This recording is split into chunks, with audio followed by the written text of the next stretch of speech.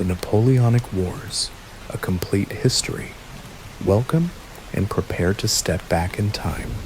Dim the lights, get comfortable, and let the storm outside provide the soundtrack for our journey into the most transformative and cataclysmic period of European history. Tonight, we will travel back to a time of profound chaos and unparalleled genius, to the turbulent era of the Napoleonic Wars. This is a story not just of battles and empires, but of a singular man who, through sheer force of will, ambition, and intellectual brilliance, reshaped a continent and a world forever.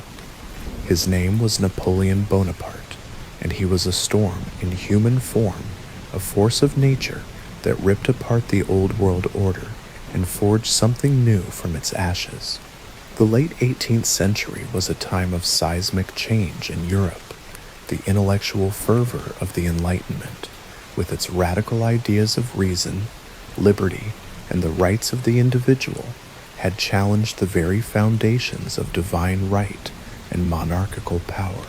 Philosophers like Voltaire and Rousseau had preached the gospel of rational thought and human dignity, and their words had a quiet but unyielding power, spreading from the salons of Paris to the coffee houses of London and the courts of Vienna. In France, the tinderbox of popular discontent, fueled by crippling debt, social inequality, and the excesses of the aristocracy, finally ignited with the storming of the Bastille in 1789. The French Revolution was born, promising liberty, equality, and fraternity, but the promise soon soured. The old social order was violently torn down, the monarchy was abolished, and the king and queen were executed by the revolutionary government. What began as a hopeful revolution for a new political and social order quickly spiraled into the bloody chaos of the Reign of Terror, a period of paranoia and mass executions that devoured its own leaders. The newly formed French Republic found itself at war with most of Europe, a coalition of old monarchies and empires, Austria, Prussia, Great Britain, and Russia among them. They feared the spread of revolutionary ideas, which they saw as a plague of dangerous thought that must be contained before it could infect their own people and topple their thrones. The old world held its breath, waiting for the storm of the revolution to pass, but the storm was just beginning. It was not a storm of ideas anymore, but a storm of cannon fire and bayonets, a new kind of war, all led by a man who would defy every rule they knew, a man who believed that destiny was not something you inherited, but something you forged with your own hands. Part 1. The French Revolution Aftermath and the Rise of Napoleon. Into this chaos stepped a young, unassuming man from the remote island of Corsica. His name was Napoleone di Buonaparte, and he was an outsider in every sense. Born in 1769, just a year after France annexed the island from Genoa, he grew up in a place of fierce independence and a deep-seated resentment for French rule. He was a second son of a minor noble family, a quiet, observant boy who felt out of place from a very young age. At the age of 9, he was sent to military school in France, a small boy with a thick Corsican accent and a poor grasp of French. He was mocked mercilessly by his French aristocratic classmates for his provincial origins and his unusual name. Instead of a quiet retreat, he embraced solitude, retreating into a world of books, history, and military strategy. He devoured every text he could find on the great military leaders of history, Alexander the Great, Hannibal, and Julius Caesar, studying their tactics, their psychology, and their grand vision. He learned to see the world not as a place of social hierarchy, but as a complex chessboard where intellect and ambition could triumph over lineage. He became a brilliant artillery officer, a quiet and unassuming man who would soon become the most powerful force in the world. He was a quiet, unyielding loner who had a singular focus to prove to the world and to himself that he was capable of greatness. His first chance to prove his unorthodox genius came in 1793. The British, who saw the French Revolution as a chance to dismantle their old rival, had seized the strategically vital port of Toulon. The siege had stalled, with older, more conventional French generals favoring predictable frontal assaults. But Napoleon, a young brigadier general at just 24, saw a weakness in their defenses that no one else did. Ignoring the grand pronouncements of his superiors, he focused on a single vital element, the high ground. He reasoned that if the French could seize a series of hills overlooking the harbor, his cannons could rain down a torrent of fire on the British fleet, making the port untenable. His relentless energy in the execution of his plan inspired his men. He moved his cannons into position with a fierce intensity, ignoring the enemy's fire, and his artillery barrage was so devastating that the British were forced to withdraw.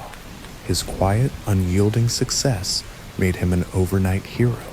The young, unknown officer had just saved a quiet, unassuming city from the wrath of the British. His career, however, was nearly cut short. After the downfall of his political allies in the bloody chaos of the Revolution, he was briefly imprisoned and his future looked bleak. But fate, in its own quiet, unyielding way, had other plans. In 1795, a mob of royalists who saw the chaos of the Directory as a chance to restore the monarchy marched on the French government. The young general, newly released from prison and desperate for a new opportunity, was given a quiet, unyielding chance to prove himself. He ordered his men to fire into the crowd with a hail of grape shot, a brutal and decisive act that saved the regime and made him the most powerful man in France. The Directory now saw him as their indispensable man of grape shot. He was now a hero, and the French Directory, a corrupt and unstable government, saw him as both a threat and a tool. They sent him to Italy in 1796 to fight the Austrians in a theater of war where French forces were demoralized and under-equipped. The campaign was Napoleon's masterpiece. He moved his small army with an unprecedented speed, a strategy he would perfect throughout his career. He divided and conquered the larger Austrian and Piedmontese forces in a series of stunning victories, often outnumbering his enemies at the point of attack by forcing a rapid march and concentrating his forces. He inspired his troops with stirring proclamations, promising them glory and riches, and in a break from military tradition, he shared in their hardships, earning the undying loyalty of his men. At the Battle of Lodi, he personally led his troops across a bridge under heavy fire, a personal act of courage that cemented his mystique. He would later say, "I am a new general, and I have found my own kind of war." By 1797, he had forced Austria to sign a peace treaty, expanding French territory and creating new republics. He was a quiet, unassuming man who had just become the most powerful man in Europe. The Directory, however, began to fear his growing popularity and influence. They viewed him with a mixture of awe and trepidation, and so they decided to send him on a new campaign, one they hoped would occupy his restless genius and keep him far from the political heart of France. He was to lead an expedition to Egypt, a mission designed to strike at Britain's trade route to India and establish a French presence in the East. It was a risky gamble, and Napoleon, with a keen sense of his own legend, embraced it. The Egyptian campaign was a mixed bag. He won key battles on land and made a series of significant discoveries in archaeology, but the French fleet was destroyed by Admiral Horatio Nelson at the Battle of the Nile, leaving Napoleon and his army stranded. This quiet disaster was a testament to the fact that Napoleon, a master of land warfare, had a formidable foe at sea. He abandoned his army in Egypt and returned to a politically unstable France. Part 2. From Consul to Emperor, 1800 to 1800 to 14. And where the dope or Wichazi 04. In a brilliant and calculated move, he orchestrated a coup d'etat in 1799, overthrowing the Directory and establishing a new government with himself as its head, the Consulate. He was now the most powerful man in France, a hero to some, a tyrant to others. The French people, exhausted by a decade of chaos, were willing to trade a measure of liberty for the promise of stability. What they craved was order, and order was exactly what Napoleon, with his brilliant, obsessive mind, was prepared to give them. He inherited a nation on the brink of collapse. The economy was in shambles, the treasury was empty, and the nation was a patchwork of conflicting laws and regulations. Napoleon approached this problem not as a politician, but as a military commander. He sought to bring quiet, unyielding order to the chaos. His first priority was to restore financial stability. In 1800, he created the Bank of France, a centralized institution that would control the nation's currency and credit. This single act brought an end to the rampant inflation that had plagued the revolution and restored confidence in the French economy. It was a quiet, unassuming act of genius that had a profound and lasting impact. But his reforms were not limited to finance. Napoleon understood that a strong nation required a cohesive society. He sought to heal old wounds, and he began with a great unyielding act of reconciliation, the Concordat of 1801. He reached an agreement with the Pope, a quiet, humble truce that brought the Catholic Church back into a working relationship with the state. This move ended a decade of bitter religious strife and brought a sense of quiet, spiritual peace to the French countryside. For a population weary of radical anti-religious fervor, this was a profoundly comforting gesture. Perhaps his most profound and lasting legacy from this period was the Napoleonic Code of 1804. Prior to the code, France was a confusing mess of regional laws, feudal customs, and revolutionary decrees. Napoleon, a meticulous and brilliant administrator, sought to create a single, clear, and uniform set of laws for the entire nation. He personally attended meetings of the Council of State, often for hours on end, debating the fine points of law with legal experts. His obsessive attention to detail, his sharp intellect, and his unyielding sense of purpose shaped the code. Its principles were simple, yet revolutionary: equality before the law, the right to property, and freedom of religion. It protected the gains of the French Revolution, ensuring that the old aristocracy could not simply reclaim their lost lands and privileges. The code was exported to all the territories he conquered, spreading the principles of the French Revolution and influencing legal systems worldwide, from Germany to Japan. As Napoleon solidified his domestic power, he turned his attention to the great rival across the English Channel. The brief and fragile peace with Great Britain, the Treaty of Amiens in 1802, finally broke in 1803, and the two nations were at war once more. With his domestic authority secure and the threat of foreign invasion once again on the horizon, Napoleon made his final audacious move to consolidate power. He was not content to be a simple first consul. He craved the legitimacy that only a monarchy could provide, but he would not be a king in the old sense. He would be an emperor, a quiet, unyielding ruler who had earned his throne through his own genius, not through bloodline.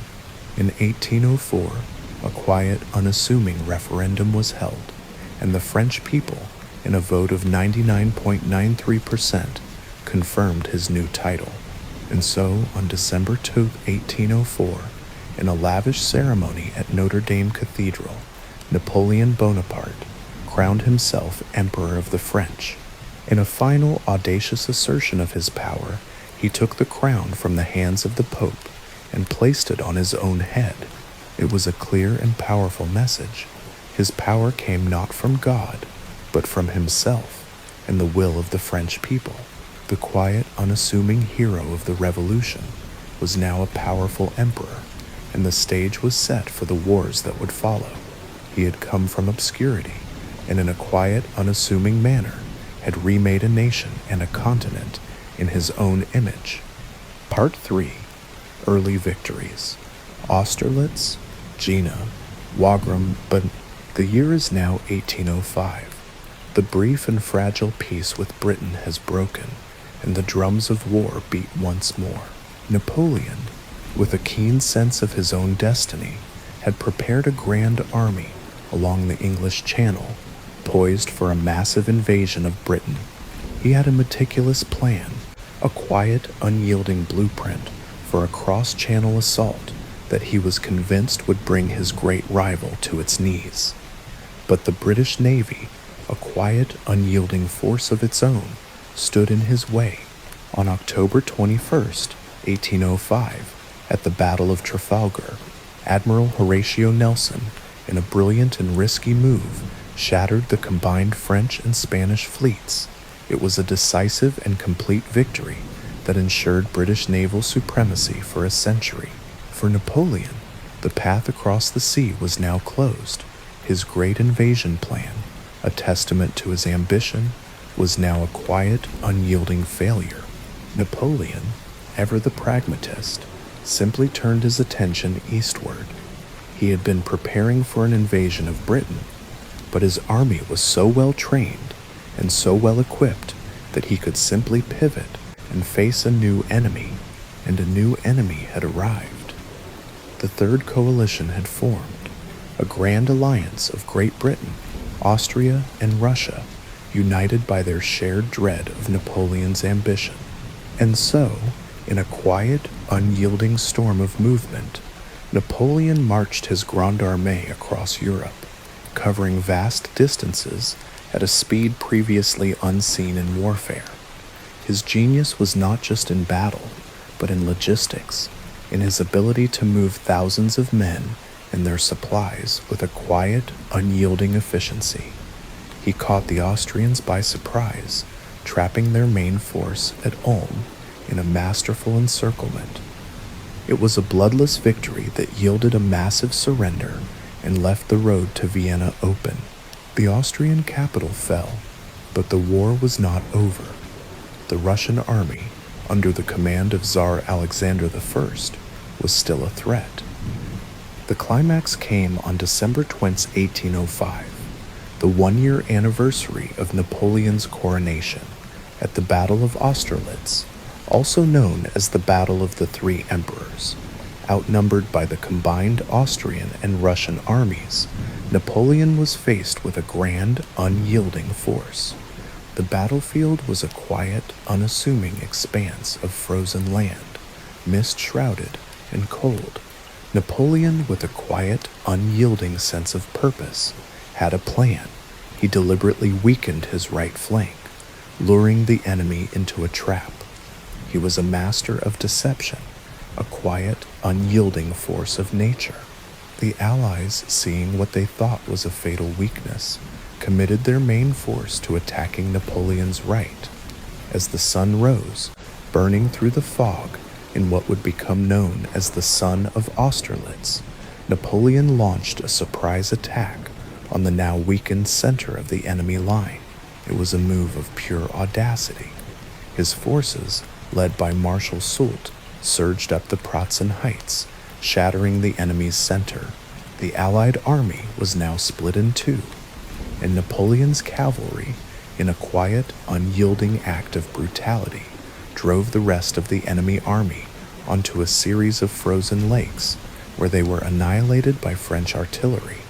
The victory was so complete, so brilliant, that it led to the dissolution of the Holy Roman Empire, with Napoleon carving out new territories and placing his family members on the thrones of conquered nations.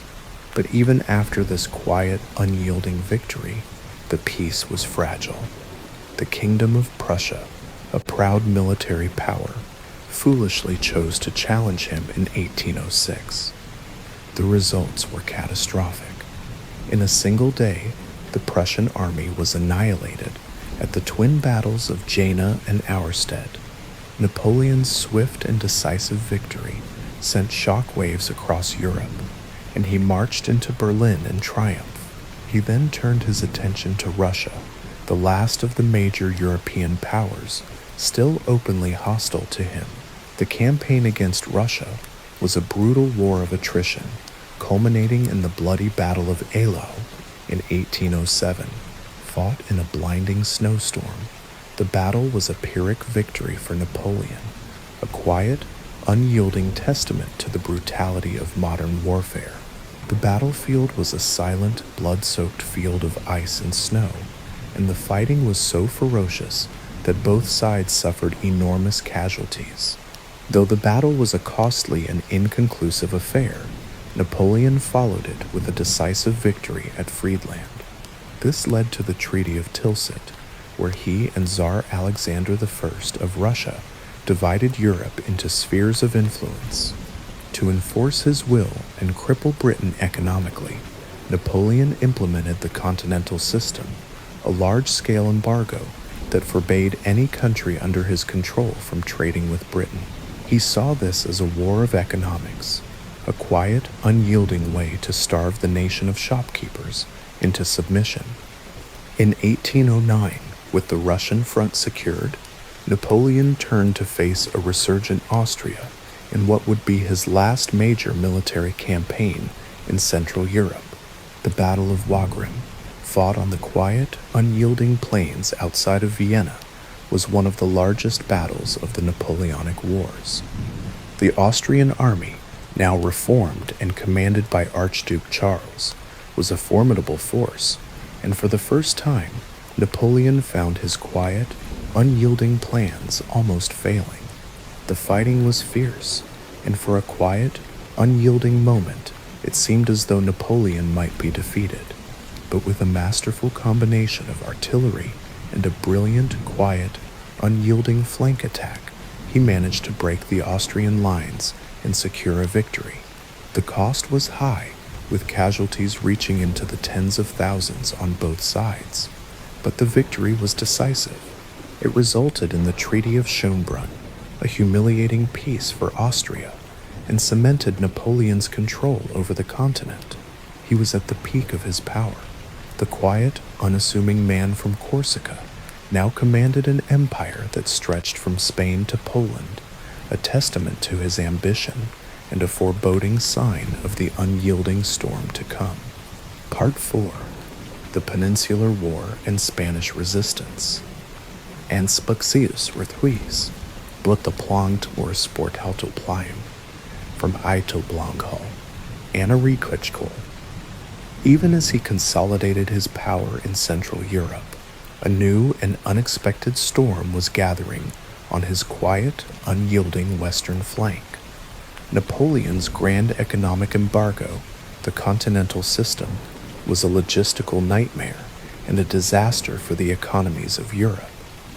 It was a quiet, unassuming siege on a grand scale, but the system, which was meant to cripple Britain, instead led to widespread smuggling and resentment, a quiet, unyielding rebellion that simmered just beneath the surface. And in 1807, a quiet, unyielding crisis came to a head in Portugal, a small nation that by virtue of its long history and economic ties to Britain, refused to enforce the continental system. Napoleon, with a quiet, unyielding sense of purpose, decided to invade. He did so by marching his army through Spain, a quiet, unassuming ally.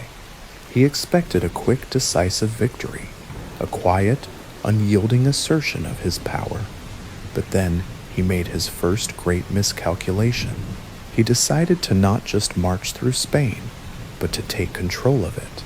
He deposed the Spanish king and installed his own brother, Joseph Bonaparte, on the throne. This act was not a quiet, unassuming act of war. It was a profound insult to the Spanish people, a devoutly Catholic and fiercely independent nation. The Spanish people, who had endured a quiet, unyielding, and ineffective monarchy for centuries, suddenly found a new sense of purpose in resistance. On May 2, 1808, a popular uprising in Madrid, a quiet, unassuming city, was brutally suppressed by the French, an act immortalized in Francisco Goya's famous paintings. The massacre, a quiet, unyielding act of brutality, ignited a fire across the entire peninsula. It was not a war of grand armies and formal battles, but a war of the people. It was the Peninsular War, and it would bleed Napoleon's empire dry. The Spanish resistance was a new kind of warfare, a brutal, unyielding struggle that the French had never encountered before.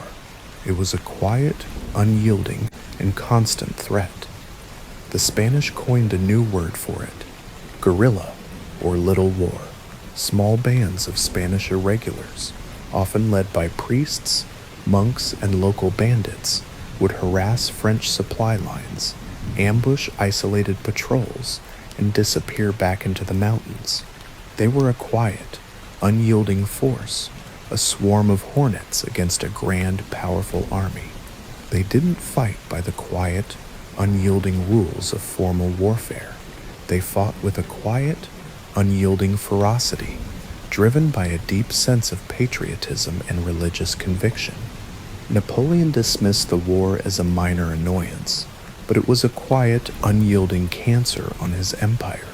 The war required him to commit a massive number of troops at its peak, over 300,000 French soldiers, to a quiet, unyielding, and brutal struggle they could not win. It was a constant drain of men, money, and resources. Napoleon himself later called it his Spanish ulcer, a festering wound that never healed. The British, under the command of the brilliant Duke of Wellington, seized this opportunity. They landed forces in Portugal, and in a quiet, unassuming act of genius, began a long strategic campaign. Wellington understood that he could not defeat the French in a quiet, unyielding head-on battle. Not at first. Instead, he used a quiet, unyielding Fabian strategy, avoiding decisive engagements, protecting his army, and forcing the French to fight on his terms. He used the quiet, unyielding terrain to his advantage, drawing the French into a series of quiet, unyielding sieges and battles of attrition. At the Battle of Vittoria in 1813, Wellington's quiet, unassuming strategy paid off. He delivered a crushing defeat to the French, securing a major victory and forcing them to retreat back across the Pyrenees. Part 5. The Russian Campaign, 1812. The Peninsular War was a serious setback, but the true beginning of Napoleon's end came in 1812. The air in Paris is heavy with the scent of a new kind of war. Tsar Alexander I of Russia, frustrated by the economic damage of the continental system, had quietly and unyieldingly withdrawn from the alliance with France. He reopened trade with Britain, a defiant act that Napoleon, a man who saw any challenge to his will as a personal insult, could not tolerate. To enforce his will, Napoleon assembled the largest army Europe had ever seen, the Grande Armée of over 600,000 men. It was a multinational force, a quiet, unyielding army of soldiers from all across his vast empire: French, German, Italian, Polish, and Dutch.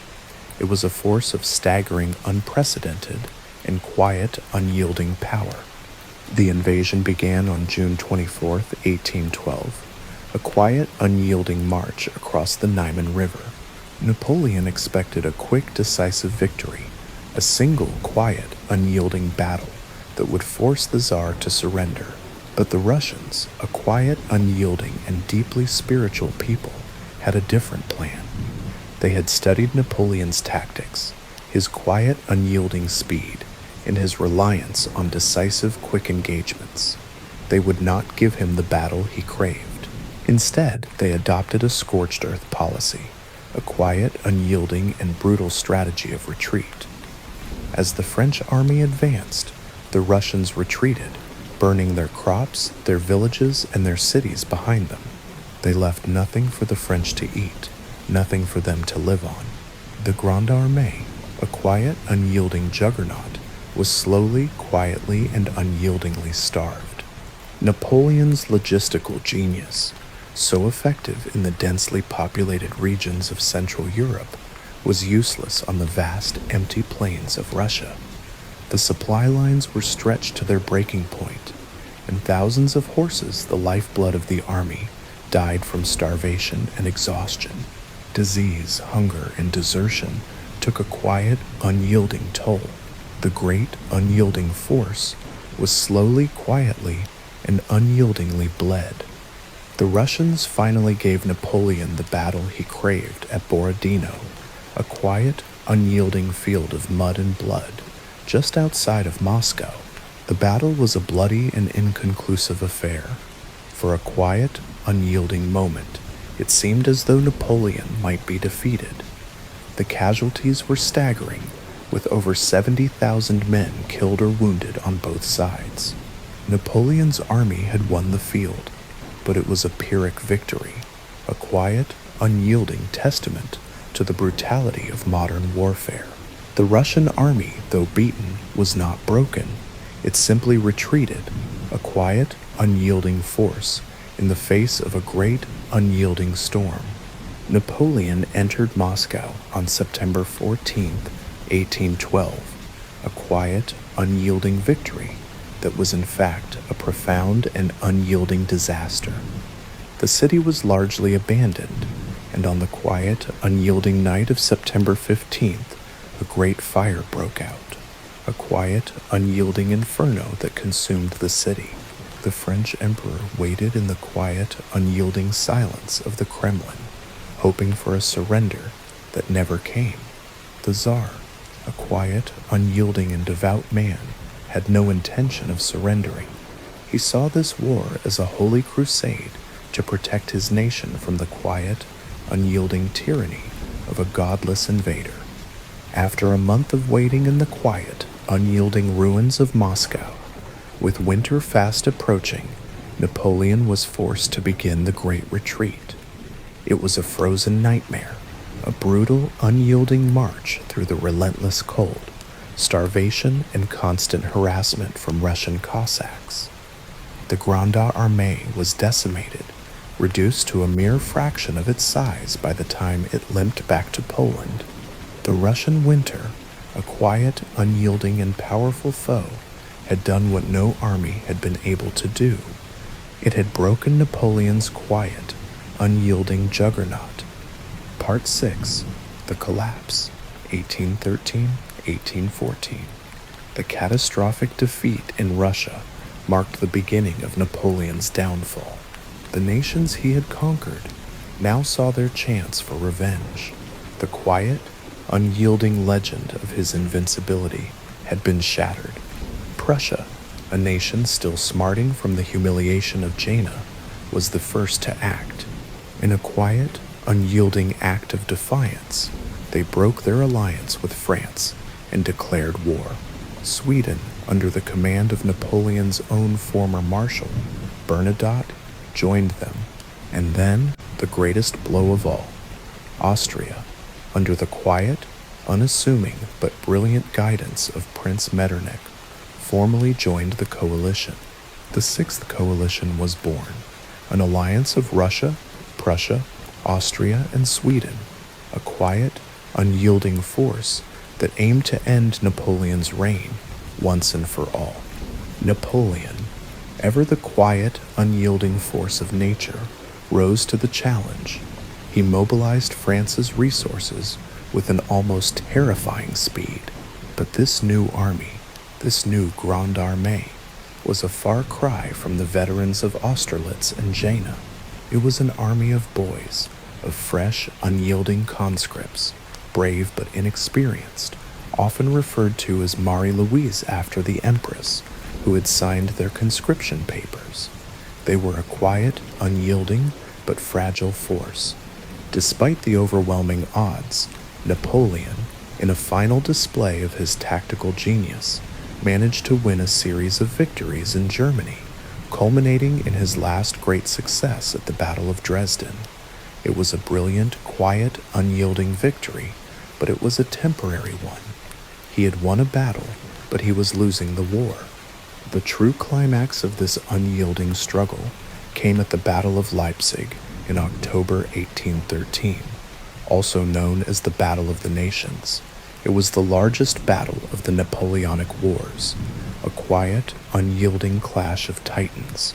For 3 days, over 500,000 men fought in a brutal, quiet, unyielding struggle around the city of Leipzig. The odds were stacked against Napoleon. His army, a quiet, unyielding but fragile force of 190,000, was surrounded by a quiet, unyielding storm of over 380,000 Allied troops. The fighting was fierce, brutal, and unyielding.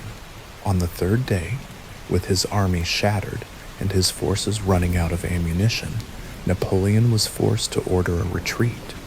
The retreat was a quiet, unyielding disaster. The only bridge out of the city was blown too early, trapping a large portion of the French rearguard. The defeat was complete and final. The loss at Leipzig was a point of no return. All of Napoleon's satellite states, his quiet, unyielding conquests, began to crumble. The Confederation of the Rhine dissolved. The Dutch declared their independence. The Peninsular War raged on, draining his resources. The quiet, unyielding force that had swept across Europe was now in a slow, brutal, and unyielding retreat. By the beginning of 1814, the unthinkable happened. The quiet, unyielding armies of the Sixth Coalition crossed the Rhine and invaded France. Napoleon, now fighting on his own soil, was a quiet, unyielding force of nature once more. He fought a brilliant, masterful defensive campaign, a final, unyielding display of his genius. He used his intimate knowledge of the terrain to outmaneuver and defeat enemy columns one by one, a quiet, unyielding testament to his tactical brilliance. He was a man who had won battles he should have lost, but even a genius cannot defeat math. The numbers were simply too great. The Allied forces, with a quiet, unyielding sense of purpose, pressed on, avoiding battle with Napoleon's main force and marching directly for Paris. On March 31st, 1814, the Allied forces entered Paris. The quiet, unyielding city, which had not seen a foreign army in centuries, was in a state of shock. The French Senate, now free from Napoleon's quiet, unyielding tyranny, declared him deposed. Napoleon, still with a quiet, unyielding, and formidable army outside the city, was urged by his marshals to continue the fight. He considered marching on Paris, but his marshals, exhausted by a decade of war and weary of the unyielding struggle, refused to follow him. The quiet, unassuming hero of France was now a quiet, unyielding, and defeated man. He was forced to abdicate the throne on April 6, 1814, at the Palace of Fontainebleau. He signed the Treaty of Abdication and, in a quiet, unyielding act of defiance, attempted to commit suicide with a poison vial he had carried since the Russian campaign. But the poison, weakened by time, did not kill him.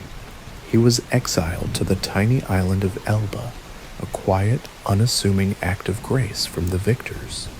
The great, quiet, unyielding storm had finally passed, and the nations of Europe could rest.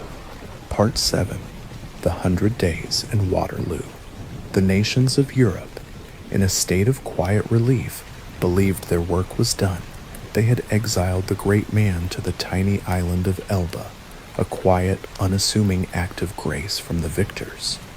The Bourbon dynasty, a family that had been swept away by the French Revolution, was restored to the French throne in the person of King Louis XVIII. The great powers of Europe gathered at the Congress of Vienna, a grand, quiet, and unyielding summit to redraw the map of Europe and restore the old monarchical order. They believed they had put the genie of revolution back in the bottle. They had no idea that the genie had plans of its own. But Napoleon was not a man to fade quietly into history. He was a quiet, unyielding force of nature, and a force of nature can never truly be contained. He had spent his time on Elba, observing, planning, and waiting for the opportune moment. He knew the French people were unhappy with the restored monarchy. The quiet, unyielding ideals of the revolution, equality, meritocracy, and national pride were being slowly eroded by a king who had learned nothing and forgotten nothing, and he knew that the Congress of Vienna was deeply divided, a quiet, unyielding mess of old rivalries and new ambitions. In a final, audacious act, he escaped from Elba on February 26, 1815.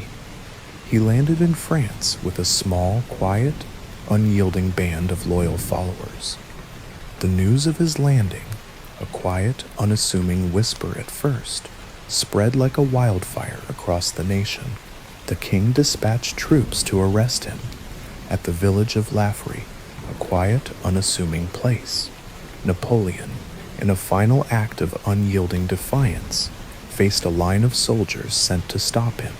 He walked toward them alone, opened his coat, and said, "If there is a man among you who would kill his emperor, here I am." The soldiers, still loyal to the man who had led them to so many quiet, unyielding victories, cried, "Vive l'Empereur," and defected to his side. It was a quiet, unyielding moment of profound defiance. His march to Paris was a triumph, a quiet, unyielding parade. The troops sent to arrest him, still loyal to their emperor, defected to his side. He entered Paris on March 20th, 1815, without a single shot being fired. His return to power, a brief but thrilling period, became known as the 100 Days. The nations of Europe were stunned and immediately formed the Seventh Coalition to defeat him once and for all. This time they would not exile him, they would destroy him. Napoleon moved quickly, a quiet, unyielding storm in the face of an even greater storm. He knew he could not defeat the combined forces of Europe. His only chance was to defeat the British and Prussian armies, the quiet, unyielding vanguard of the coalition, before they could be reinforced by the Austrians and Russians. His final campaign began in Belgium, a quiet, unassuming country that would become the epicenter of a final, unyielding conflict. His final campaign culminated at the Battle of Waterloo on June 18, 1815, pitted against the British and Allied forces under the command of the Duke of Wellington and the Prussian army, led by Marshal Blucher. Napoleon was decisively defeated. The battlefield was a quiet, unyielding expanse of mud and blood, and the fighting was brutal and unyielding. The British, in a quiet, unyielding act of defiance, held their ground for hours against repeated French attacks. For a quiet, unyielding moment, it seemed as though Napoleon might break their line, but the British held, and just as the French were on the verge of victory, the quiet, unyielding arrival of the Prussian army on Napoleon's flank turned the tide of the battle. The French army was routed, and Napoleon's dream of empire was shattered forever. This time, there would be no second chances. He was exiled for a second and final time, this time to the remote island of St. Helena in the South Atlantic, a quiet, unyielding volcanic rock in the middle of a vast, empty sea. The old monarchs of Europe, in a quiet, unassuming act of relief, had finally defeated the great, quiet, unyielding storm that had haunted their waking dreams for over a decade. Part 8. Exile and Death on St. Helena. He was not a quiet, unassuming prisoner. His new jailer, the quiet, unyielding, and officious Sir Hudson Lowe, was a man tasked with a single overriding purpose: to ensure that the quiet, unyielding force of nature that was Napoleon Bonaparte would never again threaten the peace of Europe. The two men, a quiet, unyielding duel of wills, despised each other. Lowe was a meticulous bureaucrat, a man who saw his duty in the most formal, unyielding terms. Napoleon, a man who had made and unmade empires, saw his jailer as a petty, unyielding tyrant. The quiet, unyielding struggle between them, a battle fought with words, regulations, and small acts of defiance, would fill the final years of Napoleon's life. Napoleon spent his days on St. Helena, dictating his memoirs. It was here, in this quiet, unassuming place, that he began to shape his own legacy. He had lost the final battle, but he had no intention of losing the quiet, unyielding war of memory. He crafted a narrative of his life that was both quiet and unyielding, a grand story of a man who had fought for the ideals of the revolution against a coalition of old, corrupt monarchies. He portrayed himself as a quiet, unassuming champion of the people, a man who had been betrayed by his enemies and the relentless, quiet, unyielding forces of nature. His narrative, a quiet, unyielding force in its own right, would captivate generations of historians, politicians, and romantics. He was a man trapped in a quiet, unyielding cage, and his health, once a quiet, unyielding force, began to fail. He had long suffered from stomach ailments, and the damp, quiet, unyielding climate of St. Helena did not help. He grew weaker, his body slowly succumbing to a cancer that had been a quiet, unyielding presence in his family history. He spent his final days in a quiet, unyielding haze of pain and memory. He died on May 5, 1821, at the age of 51, a quiet, unassuming death for a man who had lived such a loud and unyielding life. His final words, if a single translation can be trusted, were said to be France, l'armée, tête de l'armée, Josephine, France, the armée, head of the army, Josephine. They were the quiet, unyielding words of a man who had found his purpose in war, a man who had loved his wife, and a man who, even in death, was still obsessed with his unyielding nation. Part 9. Legacy of the Napoleonic Wars. Fonger, the great, unyielding storm of Napoleon Bonaparte's life and reign, had finally passed, but the quiet, unyielding power of his legacy had only just begun.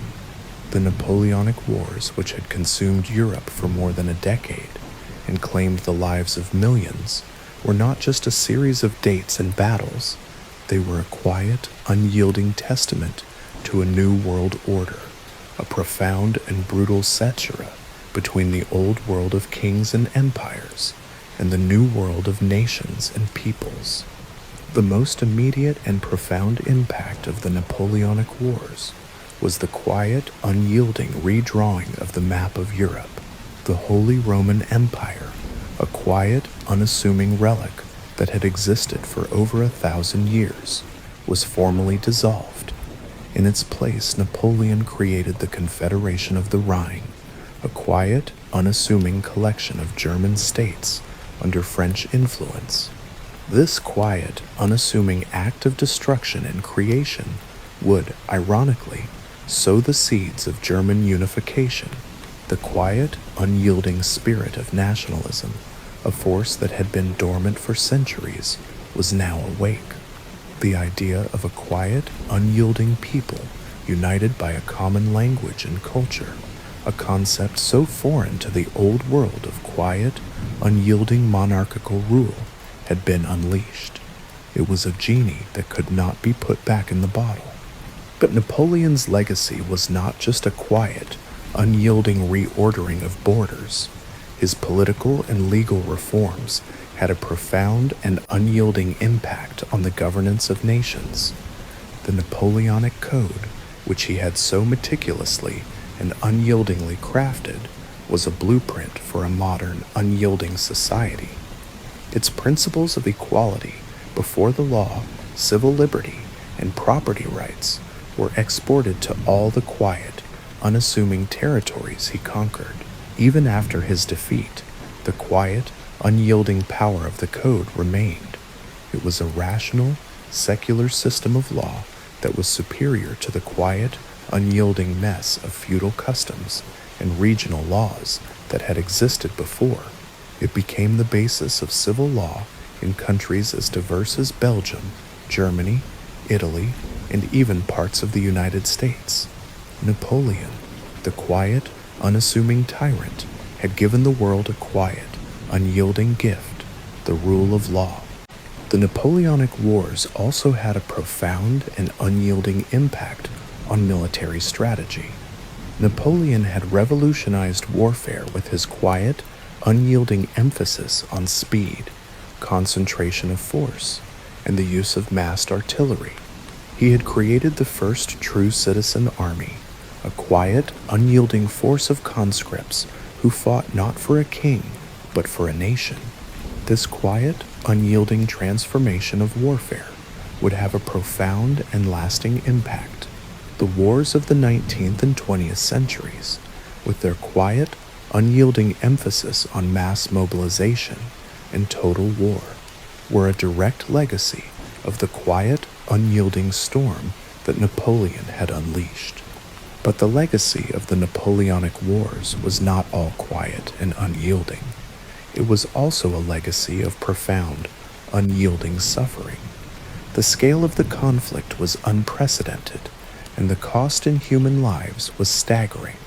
The quiet, unyielding toll of the wars, estimated at over 3 million military deaths and countless civilian casualties, was a brutal and unyielding reminder of the folly of unchecked ambition.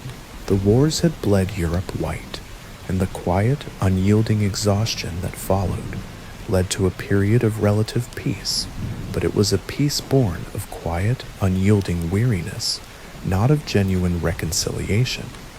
The final legacy of Napoleon Bonaparte is, in a quiet, unyielding way, the most profound of all. He remains one of the most brilliant and controversial figures in history, a testament to the quiet, unyielding power of ambition and the folly of unchecked aggression. He was a man who, in his singular pursuit of power and glory, irrevocably changed the course of history, and whose legacy continues to be debated and studied to this day. He was a quiet, unassuming man from a quiet, unassuming island, who became an emperor, a quiet, unyielding force of nature, who remade a continent in his own image. His story is a quiet, unyielding reminder that history is not just a series of dates and battles, but a testament to the power of a single individual to shape the fate of nations. The storm has passed, but the quiet, unyielding echo of its thunder still lingers in the air,